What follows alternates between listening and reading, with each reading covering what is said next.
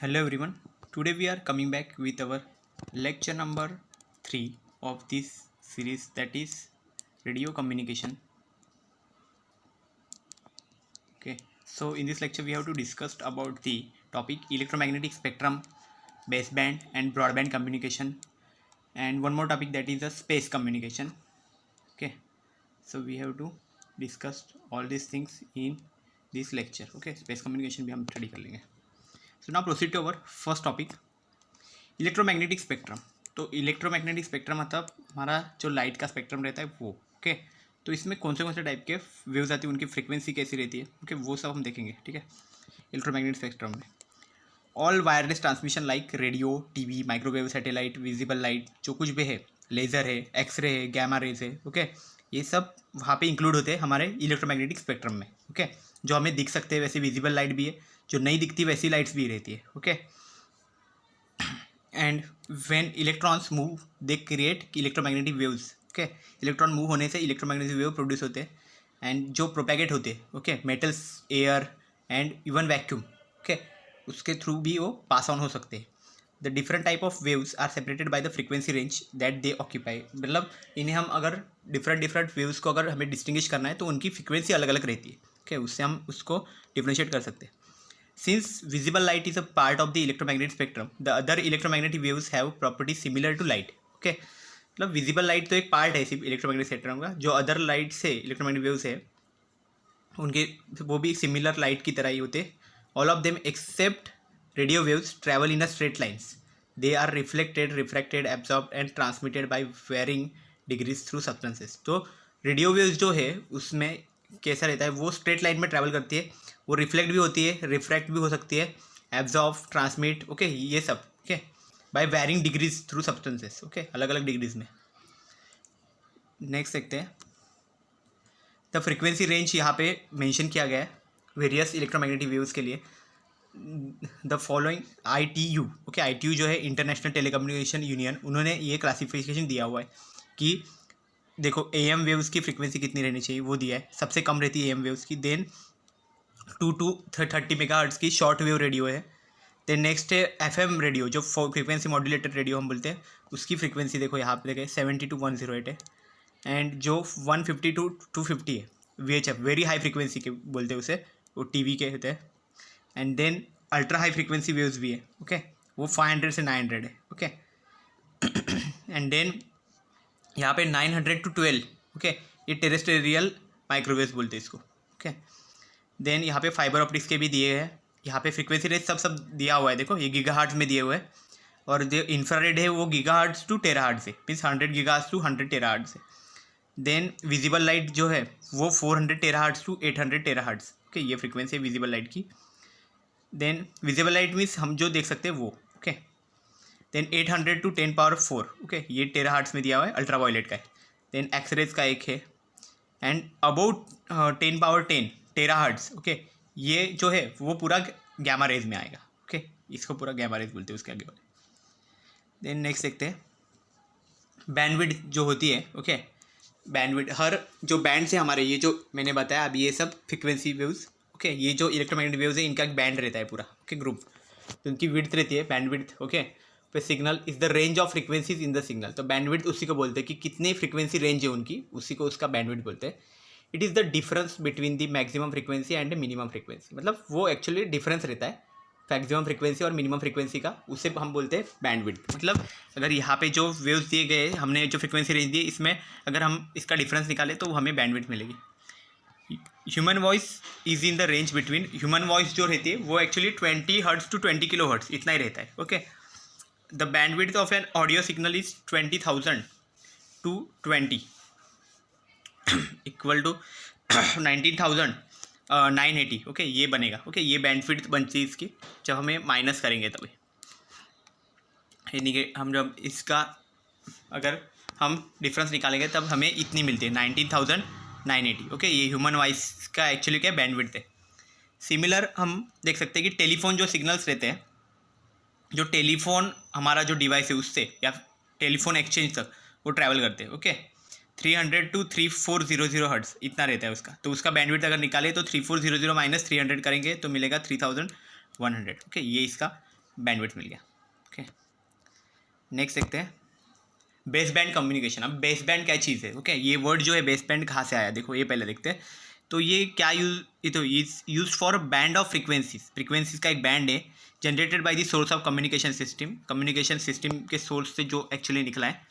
As it travels in the communication channel a signal is weakened, मतलब जब वो communication channel से जब ट्रैवल करता है तभी क्या हो जाता है, उसकी एनर्जी थोड़ी कम हो जाती है, मतलब सिग्नल वीक होना चालू हो जाता है एंड इंटेंसिटी भी कम होती है, उसकी कम होती जाती है। तो the listening of signal intensity depends upon the initial power in the signal and the channel use for transmitting signal, मतलब जो इनिशियल उसकी पावर कितनी है उस पर भी डिपेंड करता है। पावर बहुत ही कम होगी तो बाद में वो कम होते जाएगा, एंड चैनल भी उस पर भी डिपेंड करता है कि वो चैनल कैसा है। ओके, उसके ऊपर चैनल मीन्स एक्चुअली एक मीडियम, ओके ना, जिसके थ्रू एक्चुअली वो कम्युनिकेशन हो रहा है। तो the power with which signal is transmitted depends upon its frequency. Okay, तो जो पावर है वो भी किस पे डिपेंड करता है, फ्रीक्वेंसी पे डिपेंड करता है। Higher frequency signal can be transmitted with greater power, अगर फ्रीक्वेंसी बहुत हाई होगी तो ज़्यादा पावर से वो ट्रैवल कर सकता है एंड वो ग्रेटर डिस्टेंस, मतलब मैक्सिमम डिस्टेंस तक जा सकता है वो, अगर उसकी फ्रीक्वेंसी ज़्यादा हो तो।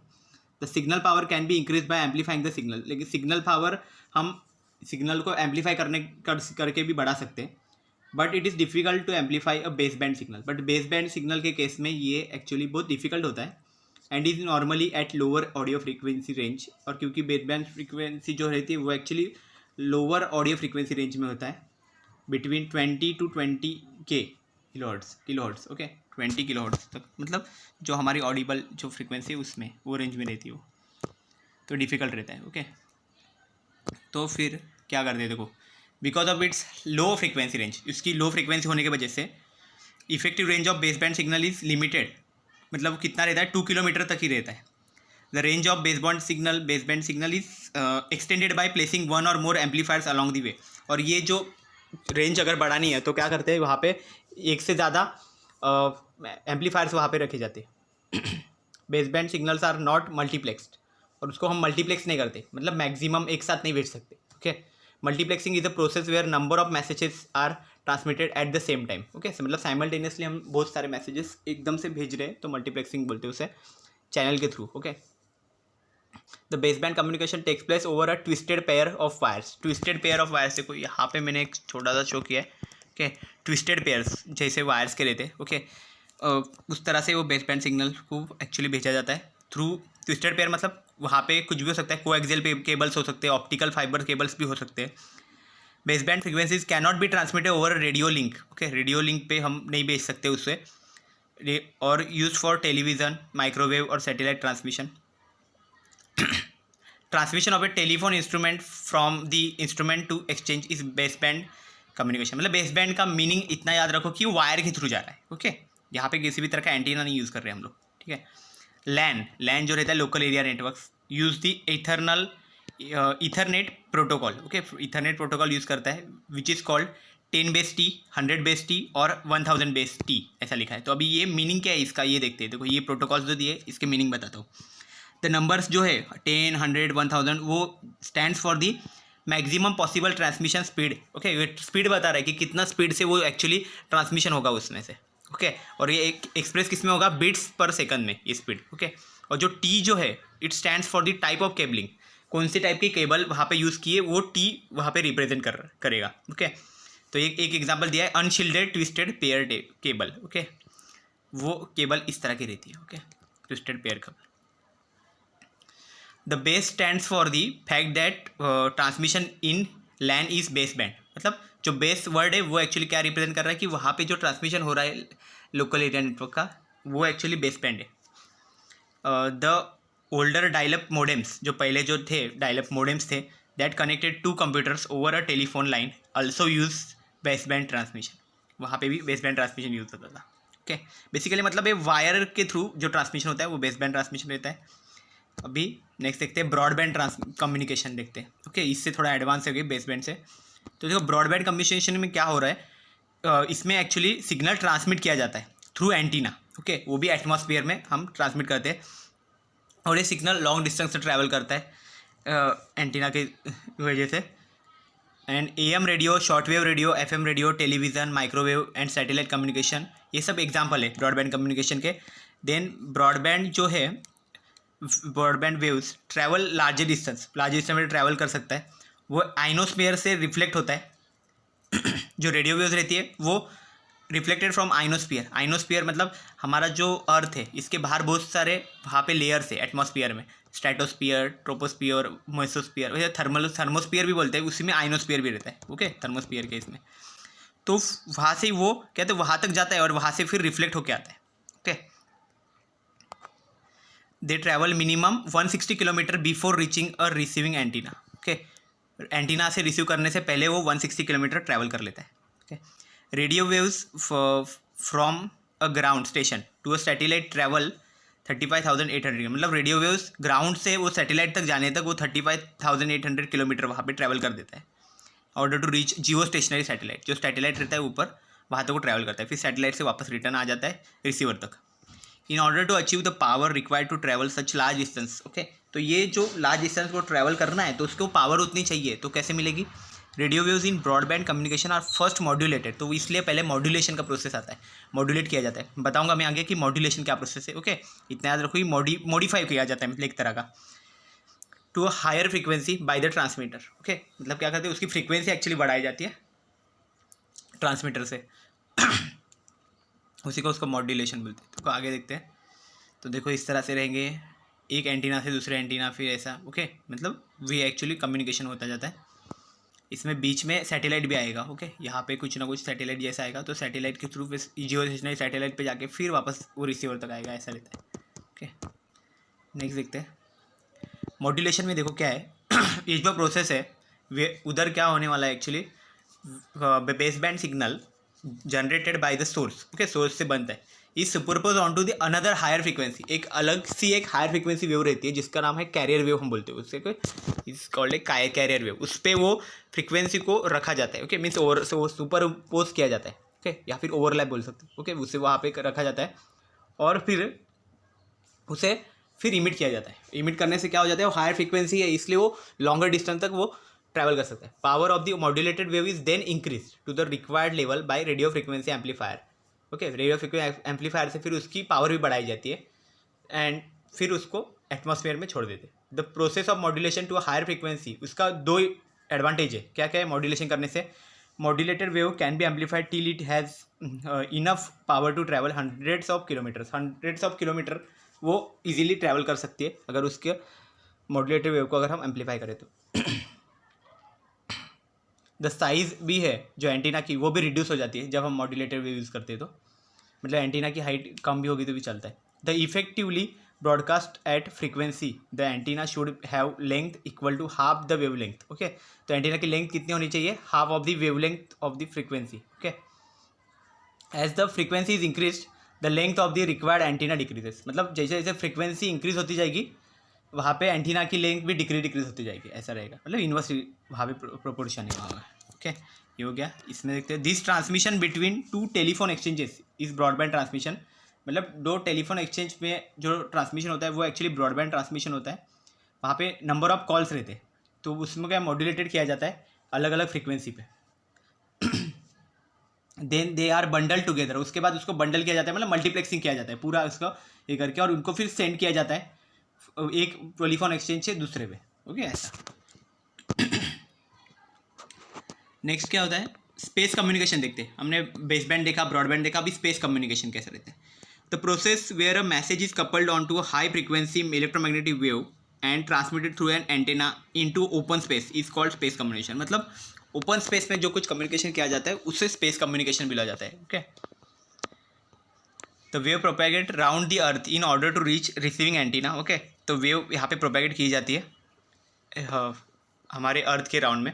The message may be directed to a specific receiver और may be broadcast in all direction. Okay, तो मैसेज को एक तो वो डायरेक्ट रिसीवर पे जाएगा या फिर किसी और पाथ से हो जा सकता है.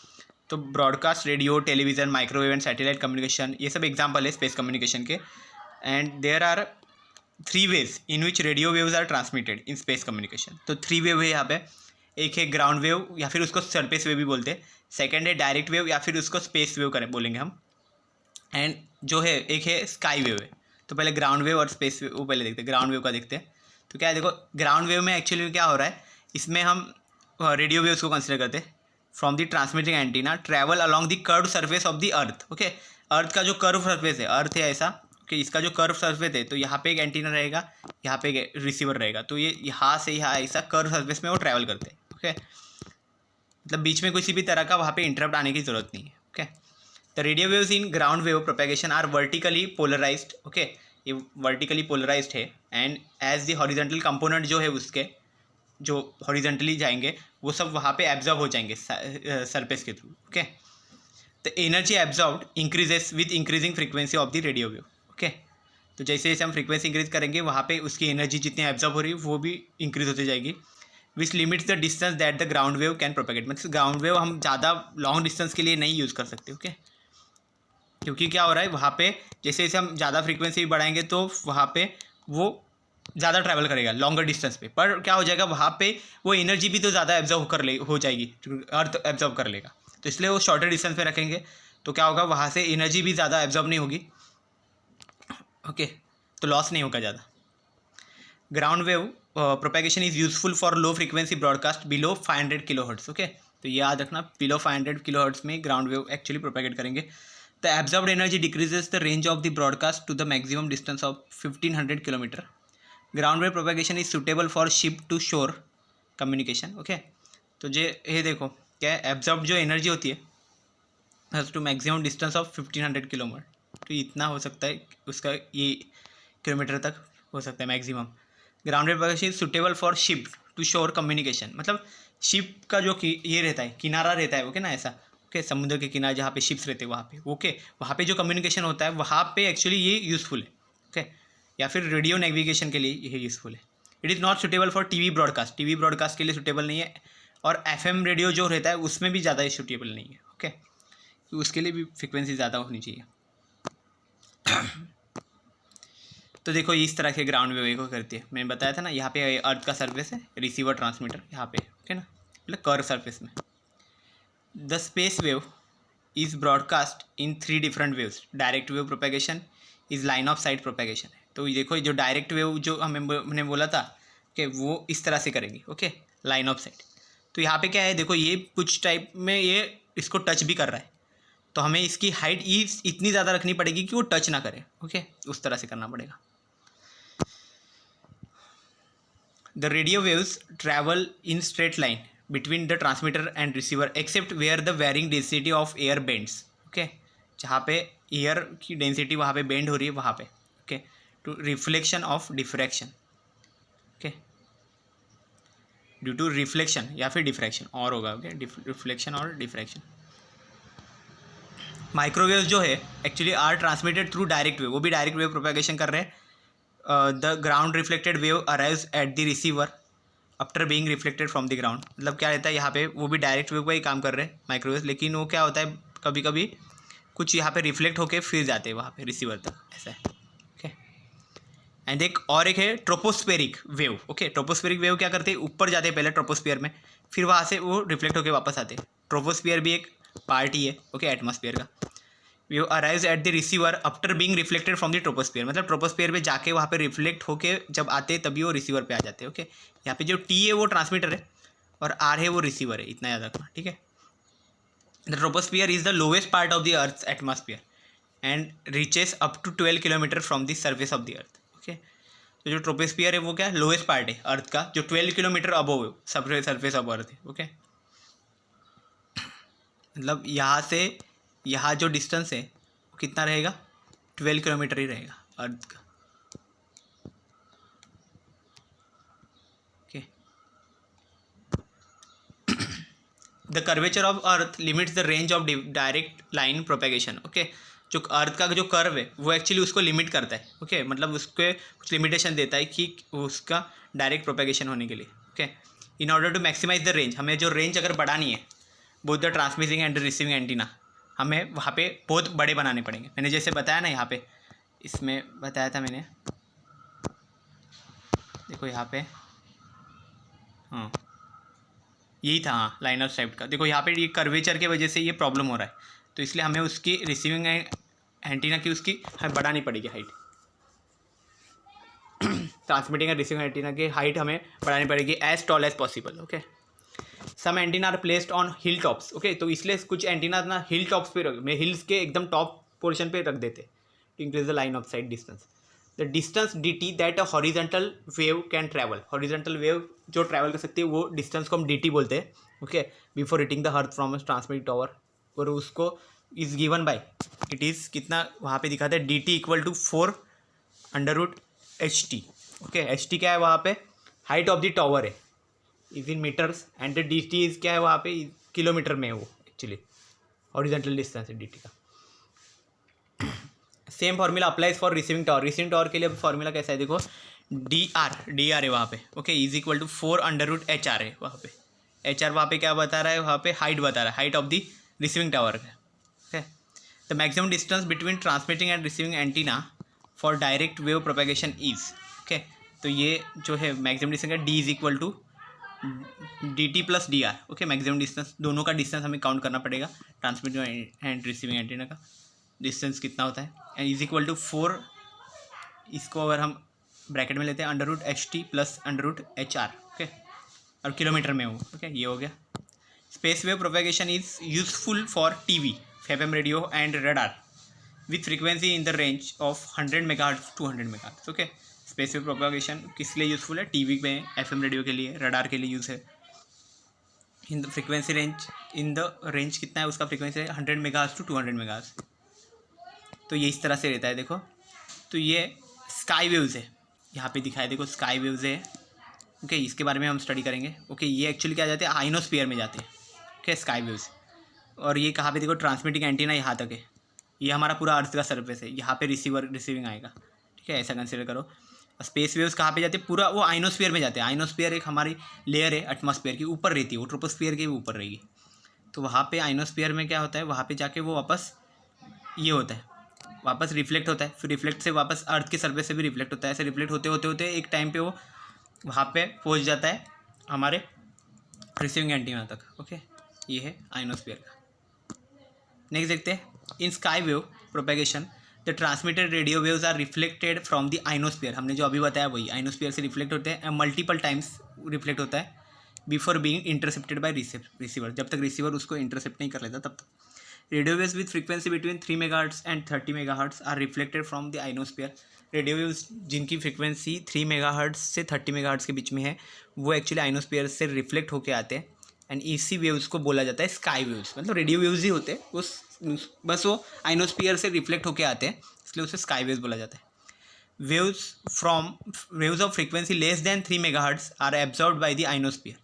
तो जो वेव्स है जिनकी फ्रीक्वेंसी लेस देन 3 मेगाहर्ट्ज है, तो वो एक्चुअली आइनोस्फीयर से एब्जॉर्ब होते हैं, एंड अबोव 30 मेगाहर्ट्ज जो होते हैं वो पास हो जाते हैं आइनोस्फीयर से with little deviation, and are not reflected by the ionosphere, और वो आइनोस्फीयर से रिफ्लेक्ट नहीं होते। Okay, sky wave transmission by sky wave is more erratic. Okay, erratic मतलब क्या रहता है, अनप्रिडिक्टेबल है। मतलब जो स्काई वेव से जो ट्रांसमिशन किया जाता है वो एक्चुअली बहुत अनप्रिडिक्टेबल है देन आइदर सरफेस वेव और स्पेस वेव जो है उससे। क्यों, तो उसकी प्रॉपर्टीज़ देखो आइनोस्फीयर की। As the properties of ionosphere very rapidly depending on the time. जो आइनोस्फीयर की प्रॉपर्टीज़ है वो एक्चुअली डे टाइम होता है, उस पर time of day, season, humidity, atmospheric condition, इस पर डिपेंड करता है। इसलिए स्काई वेव का जो ट्रांसमिशन है वो अनप्रिडिक्टेबल है, कि वो अच्छे से होगा कि नहीं होगा हम बता नहीं सकते। ओके, स्काई वेव का it is still the best method for the transmission of short waves. Short waves को अगर हम ट्रांसमिट कर रहे हैं तो ये बेस्ट मेथड है शॉर्ट वेव की, क्योंकि फ्रीक्वेंसी इसी रेंज में रहेंगी। ओके, इसलिए sky wave transmission is not possible from heavenly bodies. मतलब जो हेवनली बॉडीज़ है जिसमें बहुत सारा मास है, ओके, ऐसे बॉडीज़ में से स्काई वेव का ट्रांसमिशन करना पॉसिबल नहीं है। Okay, that do not have an atmosphere, जिन पे एटमॉस्फेयर है ही नहीं ऐसा। ओके, एग्जाम्पल दिया है मून का। ओके, वहाँ पे कुछ एटमॉस्फेयर नहीं है इतना। ओके, वहाँ से अगर हमें ट्रांसमिशन करना है तो हमें स्काई वेव यूजफुल नहीं है। ओके, सो एक मैंने डायग्राम यहाँ पे इंक्लूड किया है जिससे आपको थोड़ा आइडिया आ जाएगा कि ग्राउंड वेव, स्काई वेव सब यहाँ पे मिक्सअप है। ठीक है, तो यहाँ पे देखो ग्राउंड वेव का देखो कैसा दिया है, यहाँ से यहाँ तक जा रहा है, तो ये स्मॉल डिस्टेंस में दिया है। देखो यहाँ से इसका रिसीविंग यहाँ पे, रिसीवर यहाँ पे, ट्रांसमीटर यहाँ पे, और वो अर्थ के सरफेस से पास में है। ओके ना, यहाँ पे ट्रांसमिशन हो रहा है, ट्रांसमिशन रिसीविंग वहाँ पे हो रहा है। और देखो ये अगर प्लेन के यहाँ पे बीच में आ गया तो वो लॉस भी होते हैं सिग्नल्स वहाँ पे, ओके। नेक्स्ट क्या है देखो, स्काई वेव। स्पेस वेव का देखो कैसा है, स्पेस वेव पहले देखते हैं। स्पेस वेव में देखो ये बहुत ऊपर जा रहा है, कम्युनिकेशन सैटेलाइट तक चला जाता है वो कभी कभी तो, ओके। तो कम्युनिकेशन सैटेलाइट पे जब चला जाए उससे फिर वापस रिटर्न आता है वो यहाँ पे, ओके। और वही अगर हम कंसिडर करें स्काई वेव का, स्काई वेव देखो यहाँ पे आइनोस्फीयर तक गया, आइनोस्फीयर से रिफ्लेक्ट होकर वापस आया यहाँ पे रिसीवर तक, ऐसा। मतलब स्पेस वेव और जो हमारा स्काई वेव वो लॉन्गर डिस्टेंस के लिए अच्छा है, यूज़फुल है, okay. Ground wave small distance के लिए ठीक है, okay. So this is all about the communication, okay. आज का जो हमारा टॉपिक था वो हमने देख लिया, okay. In the next lecture we will discuss about the noise, okay. So I hope you have clear. Thank you very much.